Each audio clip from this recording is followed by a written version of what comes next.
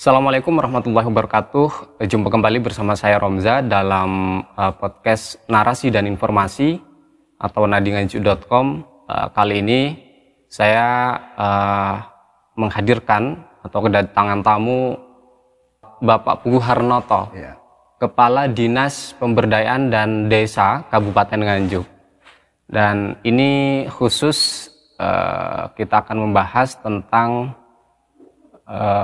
Peraturan Bupati Nganjuk nomor 21 ya Pak ya.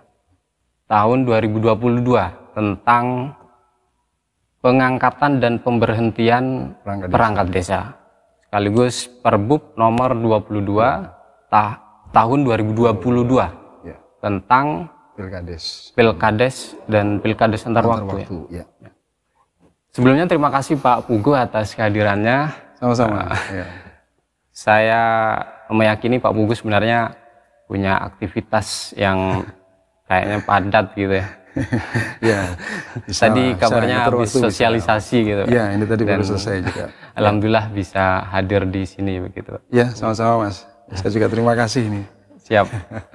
Ya, sebelum kita masuk ke Perbup Pak Puguh, kalau boleh diceritakan sampai sekarang desa yang bersiap-siap ya untuk melakukan pengangkatan perangkat desa ini di Nganjuk sampai berapa kira-kira Pak?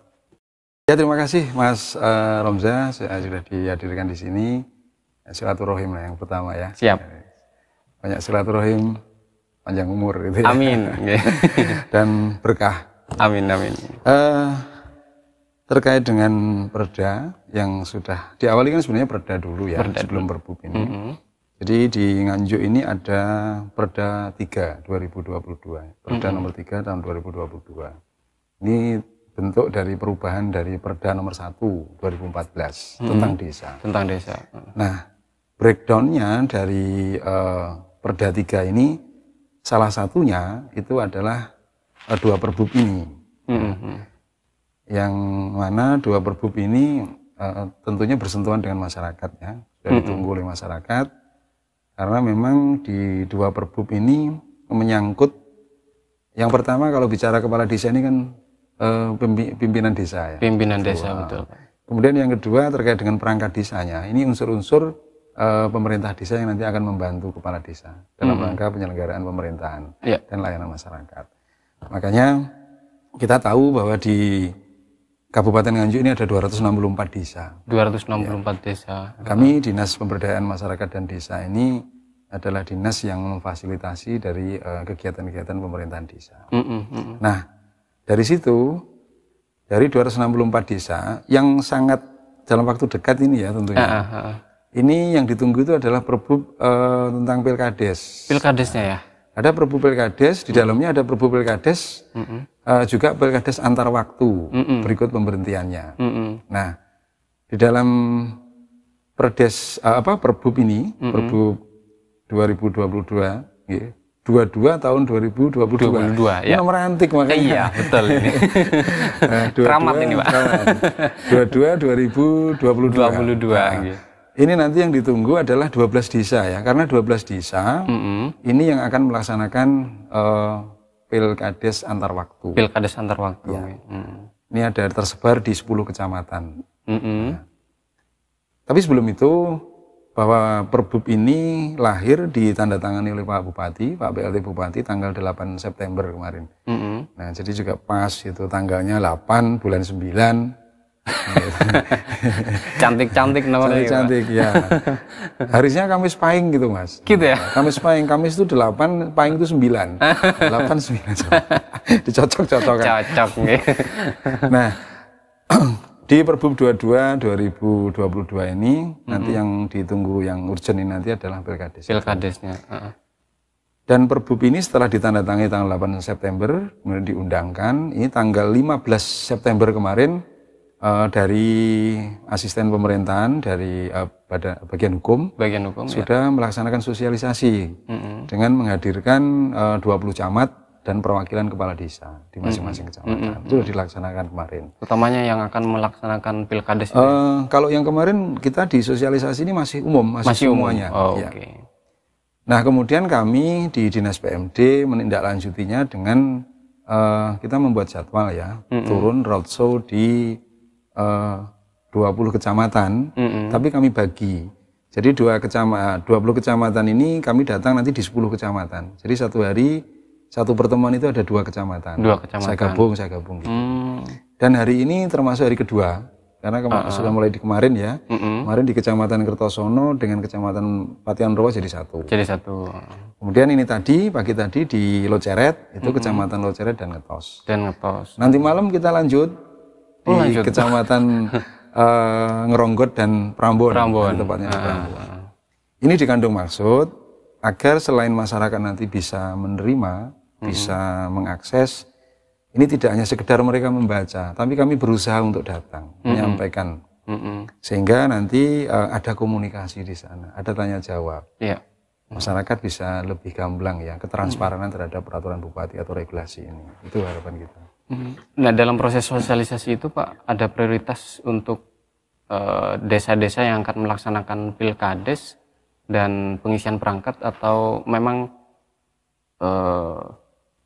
yang penting sosialisasi untuk semuanya lah, atau bagaimana? Ya, yang pertama kita harus sosialisasi secara umum dulu ya, karena 2 perbub ini terlepas dari apakah desa itu nanti akan segera mengisi atau tidak, ini kan wajib diketahui dulu oleh semua orang yang ada di Nganjuk. Nah, kemudian kita yang kedua ini fokus kepada ada yang tadi 12 desa tadi 12 yang desa. akan melaksanakan pilkades PAW. Ini kita juga sudah melaksanakan simulasi kemarin terhadap 12 desa ini. Di 12 desa itu ya? Di 12 desa itu kita undang jadi satu tempat di Pemda, kemudian kita simulasi di sana. Nah, kemudian di langkah berikutnya kami kan nanti harus menyampaikan itu, karena di dalam perbub ini selain yang pilkades antar waktu tidak menutup kemungkinan, desa-desa di luar ya, 12 desa yang PAW itu juga akan melakukan pentahapan pengisian perangkat desa di Perbub 21 2022. Kita tahu bahwa Perbub 21 2022 ini adalah peraturan bupati terkait dengan yang mengatur tentang perubahan atas Perbub 11 Perbub sebelumnya yang sebelumnya. Itu. Nah, harapan kita nanti silakan pemerintah daerah, dalam hal ini Pak Bupati, sudah menyiapkan perangkat lunaknya, regulasinya ya. Terpulang kepada bagaimana desa, silakan kalau misalnya yang PAW segera melaksanakan, kemudian yang pengisian perangkat juga sudah bisa disiapkan juga ya Pak ya. Kalau boleh tahu Pak, ini yang siap-siap untuk mencalonkan kepala desa gitu Pak, kan mesti menyiapkan persyaratannya. Betul, begitu ya Pak ya. Dibuka lowongan tentunya berharap ada yang daftar gitu ya. Iya. Mungkin yang perlu kami sampaikan di Perbub 22 tentang pilkades dan pilkades antar waktu ya, ini sistemnya ya, sistem pemilihannya ini yang berbeda dengan pilkades antar waktu yang sebelumnya. Yang bedanya sebelumnya. Seperti apa Pak?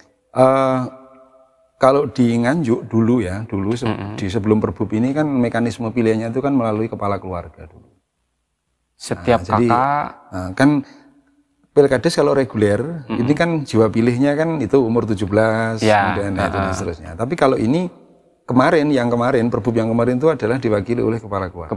Ini keluarga. Satu kakak satu. Nah, di perubahan Perbub 22 ini, pemilihannya, pesertanya, ini mekanismenya itu adalah musyawarah. Ya, yang diwakili oleh tokoh masyarakat. Bisa musyawarah mufakat, bisa musyawarah dengan akhirnya aklamasi ya, voting itu, bisa juga dengan pemungutan suara. Nah, peserta musyawarahnya ini yang nanti harus direkrut dengan unsur-unsur yang ada di dalam Perbub itu. Misalnya ada tokoh masyarakat, perwakilan tokoh masyarakat, ada tokoh agama, ada perwakilan masyarakat tidak mampu dan seterusnya. Ada di situ ada 9 item ya, 9 item yang tertuang di dalam Perbub itu, unsur-unsur yang nanti akan melakukan. Istilahnya musyawarah desa tentang PAW begitu? Iya, musyawarah desa tentang pemilihan kepala desa antar waktu.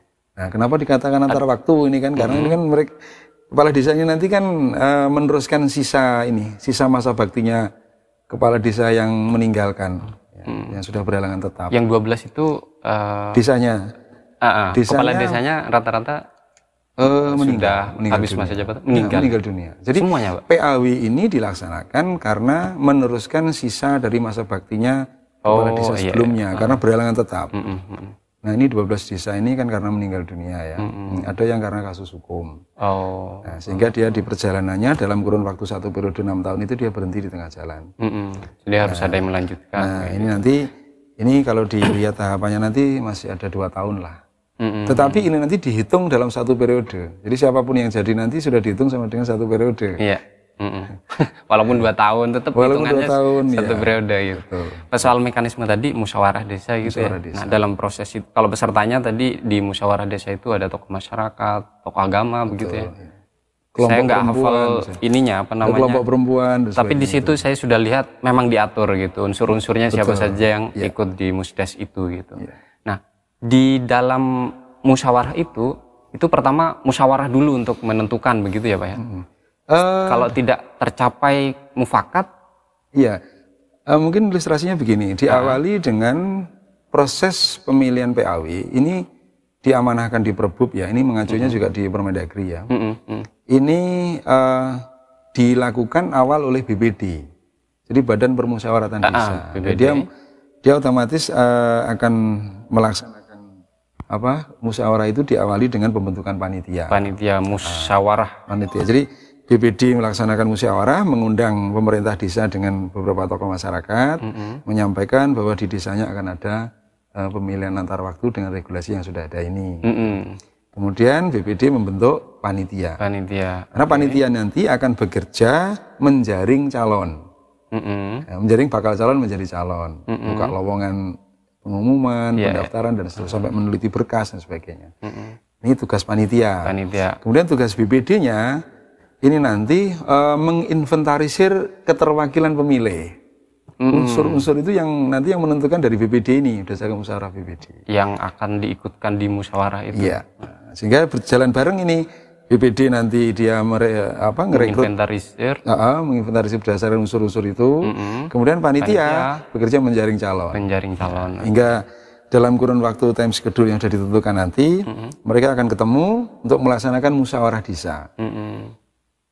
Panitia akan melaporkan kepada BPD hasil penjaringan bakal calon.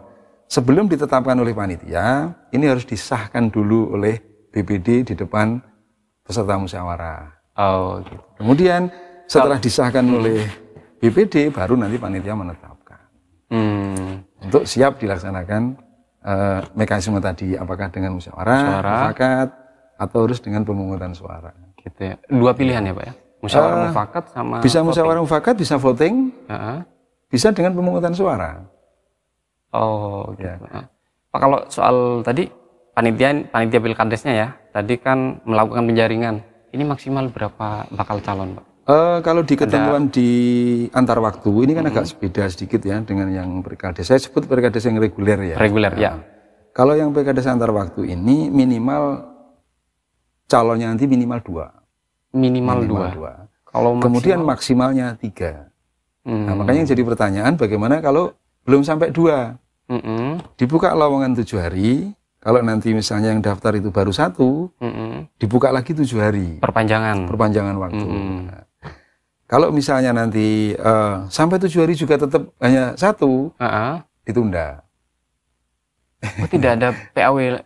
Artinya ditunda, artinya perlu musyawarah lagi, menjaring calon lagi. Gitu. Makanya harapan kita mudah-mudahan jangan 1 lah. Iya. Minimal 2. Semakin lama kekosongan nanti kan Pak? Iya, otomatis itu. Nah, kalau calonnya nanti itu lebih dari 3, dibuka selama 7 hari ini ada mekanismenya dengan melalui penjaringan menjadi 3, ini harus melalui tes. Dites ya, oleh panitia tadi? Oleh panitia. Oke, panitia penjaringan. Panitia harus menyiapkan, ada 8 mata ujian nanti yang harus diujikan di situ.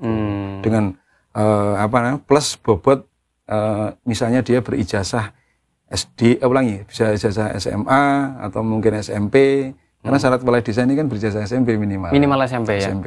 SMP ada nilainya sekian, SMA ada nilai sekian gitu. Sampai seorang doktor misalnya 30, 40, 60 betul. sampai 60 Sampai 60 ya Pak ya terakhir. Doktor ya? Doktor itu. Kalau ada profesor Pak? Ada profesor. Kayaknya enggak ya. Nah, profesor mungkin kategori dokter itulah. Iya. Jadi itu termasuk bagaimana peran yang bersangkutan ini di dalam kiprahnya di pemerintahan, mulai dari pemerintahan desa dan seterusnya sampai di pemerintahan pusat. Ini juga ada bobot nilainya. Semakin dia banyak mengabdikan di desa, semakin tinggi nilainya. Itu. Sehingga itu di total nanti nilainya dengan 8 mata ujian tadi, kemudian di ranking diambil 3 besar. Nah, dari 3 besar itu berarti siap untuk diajukan sebagai calon gitu. Maksimal tetap 3 ya Pak ya? Maksimal tetap 3. Kalau yang di reguler itu maksimal 5. Maksimal 5. Nah, minimal juga 2. Ya. Ini yang dalam waktu dekat akan dilaksanakan 12 desa. Dan agenda kami dari petunjuk dari Pak Bupati memang diharapkan pentahapan ini segera dimulai di paling tidak di awal Oktober atau akhir September ini.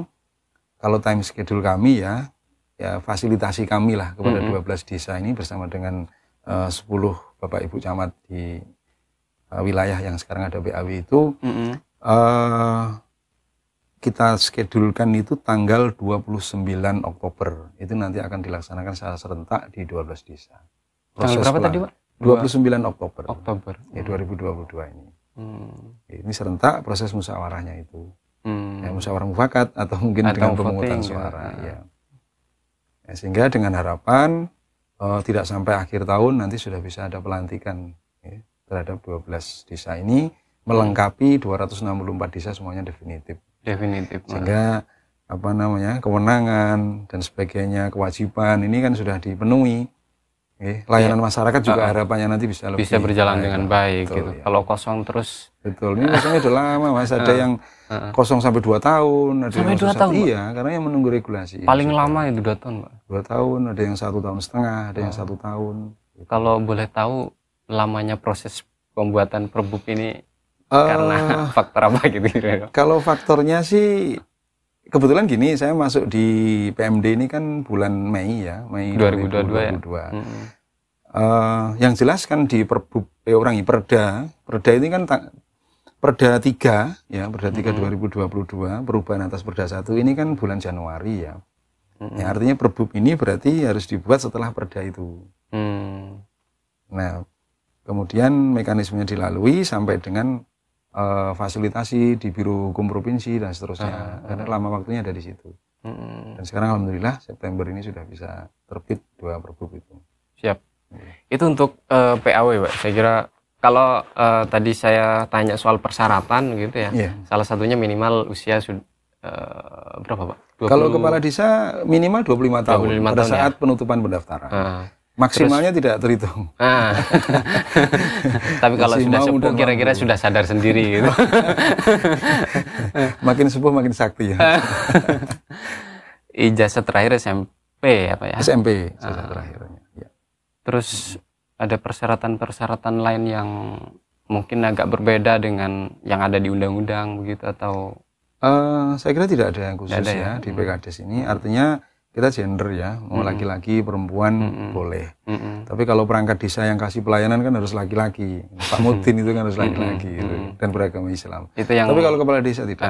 Jadi warga negara Indonesia dan yang bersangkutan di usia 25 tahun minimal sampai los, kemudian laki-laki atau perempuan itu bagian dari persyaratan. Termasuk persyaratan administrasi yang lain lah. Ya. Ada surat-surat pernyataan itu ya, termasuk saya lihat itu banyak sekali ya. Ya. Setia kepada NKRI kayak gitu. Iya, betul. Itu tadi soal PAW, Pak. Terus kemudian kalau di Perbup ini kan juga Pilkades yang reguler bahasanya Pak Bugo tadi ya. Saya sempat baca itu ada mekanisme pemilihan Pilkades, pemungutan suara dengan sistem elektronik gitu, Pak. Ini itu sebuah harapan ini Mas, belum ya. Karena kita saya pikir sudah disiapkan begitu, Pak. Jadi gini, Perda Perbup ini kan dinamis ya. Jadi terus mengalami perubahan dan sebagainya. Ya pengennya sih membuat satu ketentuan produk hukum itu nggak nggak selalu segera buat ganti pengennya begitu. Tapi kan kita juga harus nggak mungkin lepas dengan aturan di atasnya ya, termasuk perkembangannya. Ada sebuah harapan gitu elektronik itu, makanya kita suntikkan di sana. Mudah-mudahan lah ada harapan di sana. Tapi kita belum bisa melaksanakan. Sementara belum ya. Belum. Saya tadi waktu membaca Perbup itu ya, wah progres banget ini gitu. Saya kira sudah mulai disiapkan gitu, mekanisme itu gitu. Tapi kalau seandainya ya Pak ya, memang itu dilaksanakan, kan pemungutan suara itu ini pakai alat elektronik dan kemudian kita tinggal nyentuh katanya. Iya, luar biasa sebenarnya itu. Ya sebuah harapan lah nanti ke depan. Cuman yang saya jadi pertanyaan itu dari misal seperti itu ya pemungutan suaranya, dari masing-masing pemilih ini nanti rekam pilihannya itu mesti kayaknya ada di alat elektroniknya itu. Nah ini kan artinya perlu edukasi juga, belum macam-macam. Mungkin kita belum dulu itu sebenarnya. Tapi di Perbup kita memang ada sebuah harapan ya di sana. Iya. Ada progres yang untuk jangka panjang gitu ya. Mudah-mudahan. Ya. Pak, kalau tadi soal pilkades baik yang reguler maupun PAW, sekarang soal perangkat Pak, saya balik ke pertanyaan awal, kira-kira yang siap-siap untuk melaksanakan pengisian perangkat begitu? Ya, sebelum masuk di Perbup 21-22 ya tentang perangkat desa ini, mungkin perlu saya sampaikan juga bahwa selain mempertimbangkan terhadap waktu durasi Perbup sudah ada, karena pembiayaan terhadap ini biaya kan juga nggak mungkin lepas dari kegiatan ini ya. Betul. Walaupun musyawarah juga paling nggak air mineral. Iya betul, sebut itu. Nah ini harus terbiayai di APBD desa. Nah, pertanyaan sekarang, apakah 12 desa ini sudah menganggarkan atau belum? Ini juga harus kami cek. Tapi insya Allah di 12 desa ini sudah menganggarkan ya. Apakah nanti di anggaran induk di APBD desa 2022 atau mungkin ini kebetulan kan menjelang perubahan APBD ini ya. Nah, mudah-mudahan nanti bisa dianggarkan di sana. Tapi sementara belum dicek ya Pak ya? Sudah, tapi ada 2 atau 3 desa ya mungkin yang belum menganggarkan. Seperti di Roceret ya, Karangsono itu belum menganggarkan. Ya, karena memang kepala desanya kan meninggal kemarin kan baru beberapa bulan yang lalu. Sehingga, karena baru itu ini sangat bisa dimaklumi lah gitu ya, Pak. Sehingga nanti harapannya nanti mungkin di perubahan APBD desa. Dan waktu itu akan beriringan, insya Allah nanti masih cukup ini. 3 desa yang masih belum menyiapkan anggaran Pak ya? 2 desa. Ya, 2 desa. Yang lain insya Allah sudah ada dalam APBD induk 2022 ini. Itu pertama ya. Jadi terkait dengan anggaran juga tidak kalah penting di situ. Iya betul. Nah, yang kedua, di Pilkades PAW ini pemerintah daerah tidak memberikan bantuan keuangan khusus karena memang regulasinya tidak mengizinkan. Tetapi kalau yang Pilkades reguler ini ada bantuan keuangan khusus terhadap. Nah, perhitungannya nanti berdasarkan jiwa pilih. Nah, itu nanti yang di 2023 yang serentak nanti. Jadi di 2023 nanti itu ada satu gelombang pertama ya. Itu nanti ada 13 desa. Bulan Mei itu habis. Bulan Mei. Nah, itu reguler. Kemudian nanti di 2025 itu nanti ada 166. Banyak ya Pak ya? Nah ini termasuk yang sekarang PAW ini 2025 ya Pak ya? Yang sekarang mau PAW ini nanti habisnya di 2025 sudah Pilkades lagi. Nah, Pilkades lagi. Tapi reguler. Kemudian nanti di 2026 ada lagi 66. Cukup banyak juga ya. Cukup banyak juga. Kita punya 264 soalnya desa. Nah itu ya, sehingga ada sisi itu nanti yang dapat bantuan keuangan khusus ya dari yang reguler ya. Di luar desa juga bisa menganggarkan dari APBD desa. Artinya kalau pilkades reguler itu dianggarkan di APBD desa, terus plus juga dibantu dari khusus. APBD kabupaten. Tapi kalau PAW murni itu dari APBD desa. Betul, ya. Siap. Nah itu termasuk kalau di perangkat desa ya. Di perangkat desa juga begitu. Baik perangkat desa pengisiannya dengan sistem mutasi atau dengan sistem penjaringan. Nanti tidak ada BK, tidak ada bantuan keuangan khusus. Murni dibiayai oleh APBD desa. Jadi yang mau melaksanakan pengisian perangkat itu harus menyiapkan anggaran, gitu ya? Kira-kira begitu dan wajib. Wajib. Nah, untuk Perbub 21 2021 ini yang tentang pengangkatan perangkat desa ini sebenarnya ada dua hal yang krusial ya. Karena yang membedakan dengan Perbub sebelumnya ini adalah proses pengisiannya ini tidak hanya pada proses penjaringan-penyaringan ya. Tapi mengacu di Permendagri 67 2017, kita nanti harus melaksanakan dengan sistem pertama mutasi dulu. Dengan cara mutasi, kemudian kalau mutasi tidak memungkinkan atau mungkin tidak cukup untuk yang dimutasi ini ya, misalnya ini nanti bisa dengan penjaringan atau pengisian. Mutasi itu dari kaur ke kasih, dari kasih ke kaur, atau dari kepala dusun ke kasih, kayak gitu ya? Iya, betul. Kalau penjaringan? Enggak, kalau gini, di Perbub kita nanti ini kan satu ada kewenangan desa di sana. Kemudian yang kedua, kita berusaha memberikan sebuah reward ya, penghargaan kepada seseorang yang sudah melaksanakan tugas dan bisa menghantarkan layanan masyarakat ini dengan baik. Misalnya begini, misalnya yang kosong ini seorang sekretaris desa. Oke. Kemudian selama kosong sekretaris desa ini, misalnya yang melaksanakan tugas ini kan seorang kasun misalnya. Jadi dia PLT sekretaris desa, jabatan definitifnya kasun, tapi dia melaksanakan tugas selain kasun dia PLT. Nah, di Perbub kita nanti, kita memberikan kesempatan. Kepala desa bisa melaksanakan mutasi dari kasun itu ke sekdes. Nah, dengan mekanisme dinilai penilaian kinerjanya. Kinerjanya selama gitu. Jadi PLT itu bagaimana. Kalau misalnya dia layak, patut, Pak Kades bisa komunikasi dengan BPD, berkoordinasi, kemudian nanti bisa dilaksanakan mutasi ke sekdes otomatis dengan persetujuan atau rekomendasi camat. Tetapi kewenangan itu tetap ada di kepala desa ya Pak? Kewenangan ada di kepala desa. Ya. Atas rekomendasi juga dari camat gitu? Iya, betul. Sebelumnya dibahas dulu Pak Kades dengan BPD. Dengan BPD. Setelah itu nanti dituangkan dalam satu berita acara begitu, diajukan kepada camat untuk minta rekomendasi. Misalnya camat nggak setuju gimana Pak?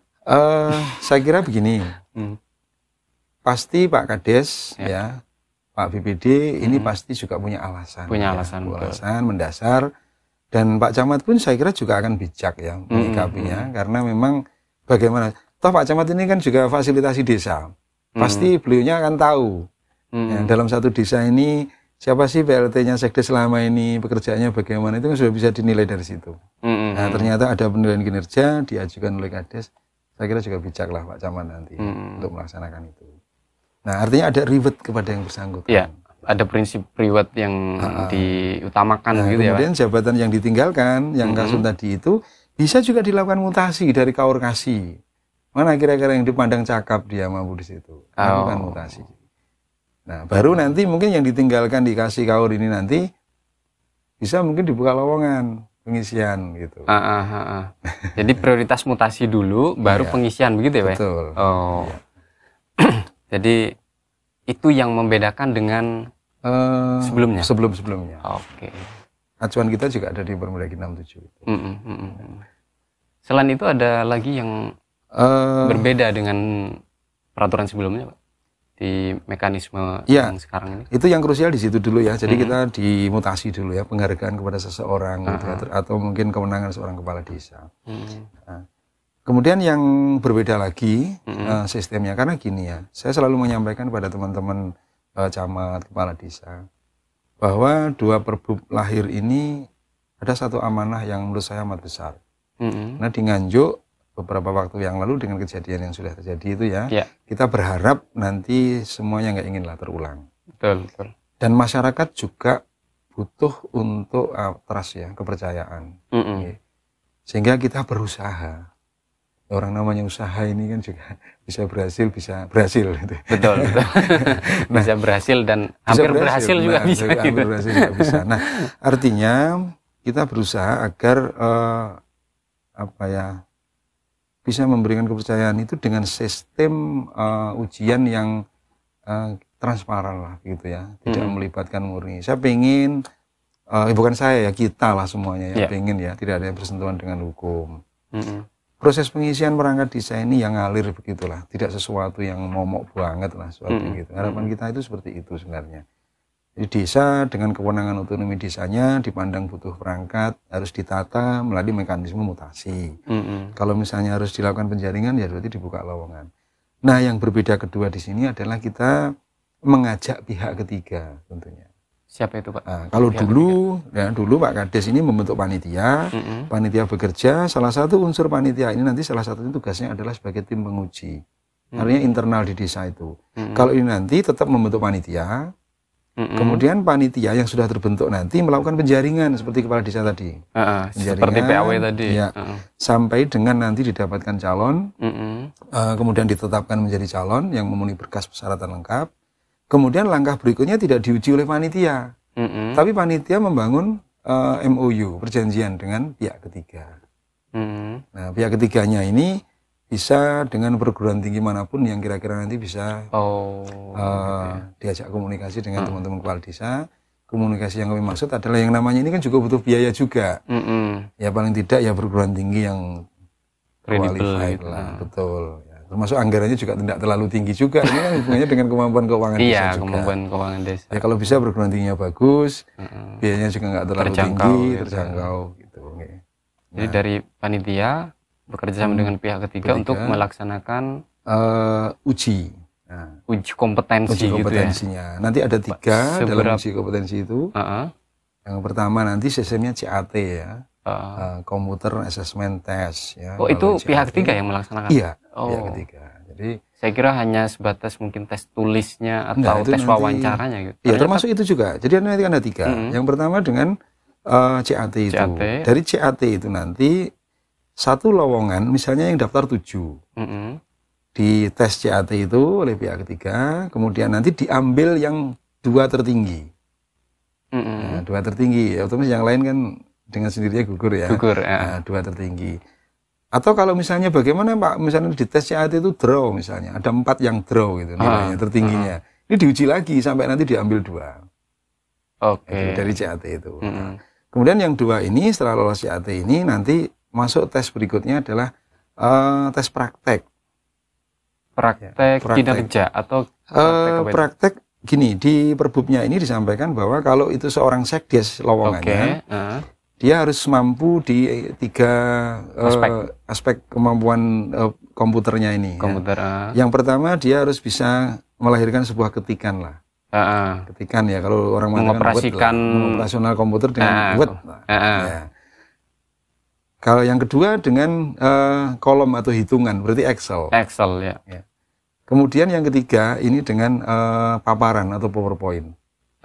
Eranya udah seperti ini sekarang, Mas. Iya. Nah, ini seorang sekdes. Kemudian kalau seorang kasun nanti dikurangi PowerPoint. Nah, ada 2, berarti Word sama Excel. Kalau kaorkasi Word saja.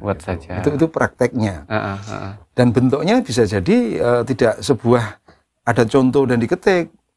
Bisa saja perintahnya misalnya Anda seorang sekretaris desa, manakala Anda sebagai seorang sekretaris diperintah oleh kepala desa untuk membuat surat panggilan kepada seluruh RT atau RW untuk menemui kepala desa pada jam ini, hari ini, teman. Misalnya seperti itu. Bagaimana dia menuangkan di dalam ketikan? Misalnya seperti itu. Itu salah satu contoh ujiannya gitu ya. Sehingga pada saat nanti itu di print out keluar, bagaimana tuh naskah dinasnya, ada ketentuan fontnya berapa, ini apa, itu di situ nanti keluar. Itu ada penilaian. Nah, itu bobotnya 20%. Nah, kalau yang CAT-nya tadi 60%. 60%, 20%, terus yang terakhir nanti yang tadi sampaikan Mas Hamzah tadi, wawancara. Ini bukan berarti kemudian terus nanti kalau wawancara nanti subjektif, objeknya gimana dan sebagainya. Bobotnya tinggal 20% ini yang terakhir nih. Ya masa seorang perangkat desa terus nanti kan ya paling tidak kita ini kan dengan diwawancarai kan bagaimana sih kemampuan komunikasinya. Betul. Gitu. Jadi kita tahu kapasitasnya gitu ya Pak. Ya.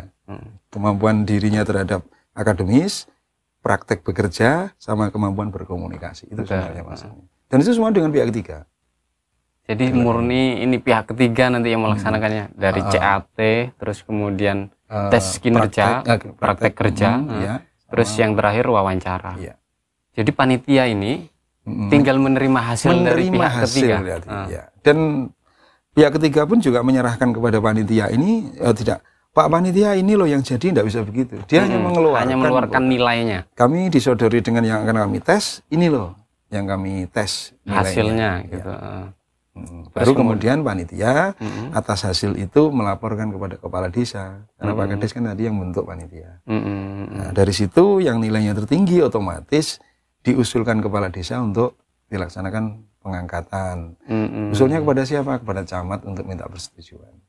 Jadi nanti kan yang jadi pertimbangan utama di Kades nanti itu hasil dari tes ini ya Pak ya? Iya, dari tes itu. Sehingga mohon maaf, panitia juga safe, aman. Iya, betul itu. Kemudian pihak ketiga saya pikir juga mempertaruhkan lah. Iya, profesionalitasnya. Tuh. Kemudian Pak Camat, Bu Camatnya juga safe, aman. Dasar rekomendasinya memang ada bukti. Ada bukti, betul. Kami yang ada di PMD, Pak Asisten, Pak Kabag Hukum, Pak Bupati, ya sebagai pihak yang di pemerintah daerah kan juga tidak sampai masuk ke sana. Gitu. Makanya harapannya mudah-mudahan nanti lahir perangkat desa yang tidak hanya pinter ya, tapi juga loyal. Betul. Gitu. Kapasitasnya juga benar-benar teruji itu. Insya Allah lah. Sebuah harapan. Ya. Pak Buku, sebelum kita akhiri gitu ya, saya sempat membaca itu juga di Perbup yang 21 Pak, dalam proses pengisian perangkat itu ada istilahnya tim pengawas ya. Oh ya. Yang terdiri dari camat, ya, terus kemudian Kapolsek dan Ramil ya. Betul. 3 ya Pak ya? Ya, 5 sebenarnya. 5. Yang 2 unsur sama dari tokoh masyarakat ya. Nah, itu kalau tidak salah di salah satu ayatnya itu, saya lupa pasalnya ya Pak ya, soal itu. Menyebutkan bahwa tim pengawas ini memiliki kewenangan untuk menghentikan proses pengisian perangkat desa apabila, nah itu ada penjelasannya lagi. Itu kenapa bisa demikian begitu? Ya.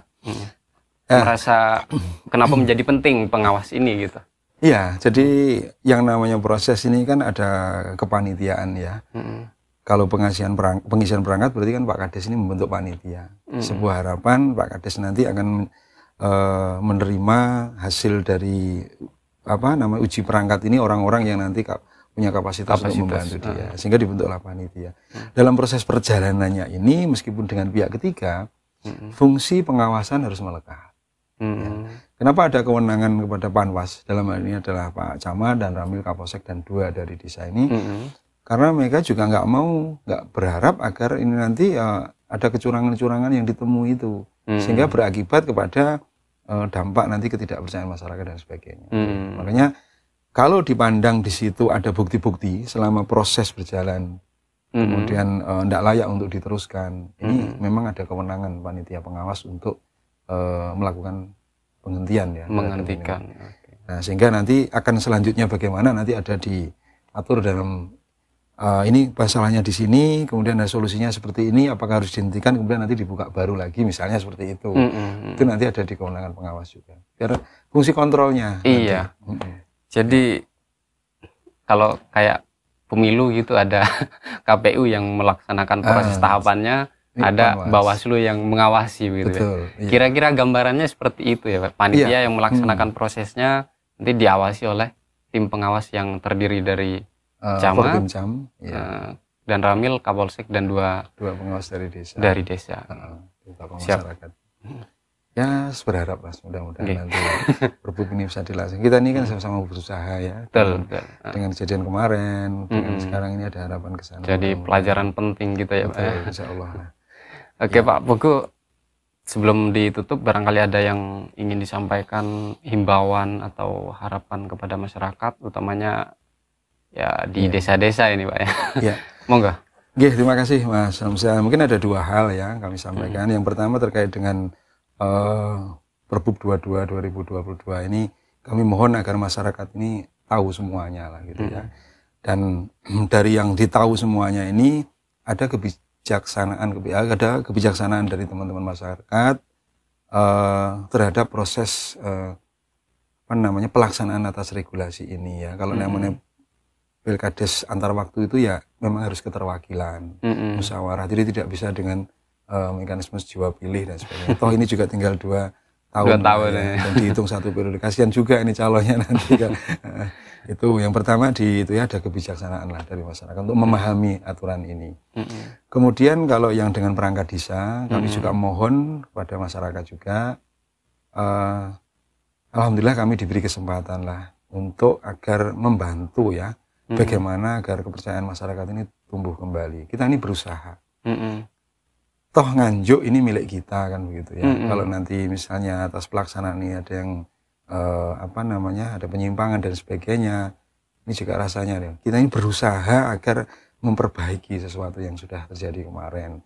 Dan upaya-upaya seperti ini juga ya, tentunya dengan perjalanan waktu yang mempertimbangkan ya, sedemikian rupa sampai harus melibatkan pihak ketiga seperti itu ujiannya itu ya, dengan harapan ya saya senang mudah-mudahan nanti banyak masyarakat yang dengan yakin bisa mendaftar. Yang memenuhi persyaratan itu silakan mendaftar nanti. Semakin banyak pendaftar kita semakin senang. Semakin senang. Ya. Yang penting ikuti prosesnya sesuai dengan ketentuan yang ada. Betul. Ya. Saya kira itu ya, mudah-mudahan nanti ini bermanfaat lah untuk masyarakat ya. Amin. Ya. Terima kasih Pak Puguh atas penjelasannya tentang Perbub 21 tahun 2022. Dan Perbub 22 tahun 2002 yang nomor cantik ini. Semoga juga cantik pelaksanaannya. Amin, ya. Insya Allah. Prosesnya berjalan dengan baik sesuai dengan harapan baik dari pemerintah daerah maupun dari masyarakat begitu ya Pak ya. Dan tentu itu jadi harapan bersama lah kira-kira. Amin. Ya. Dan untuk teman-teman kami berpesan untuk selalu ikuti konten-konten dari Nadi atau nadinganjuk.com, dan kami pastikan bahwa kami akan menyajikan narasi yang edukatif dan inspiratif, informasi yang anti hoax. Saya akhiri, Assalamualaikum warahmatullahi wabarakatuh. Assalamualaikum warahmatullahi wabarakatuh.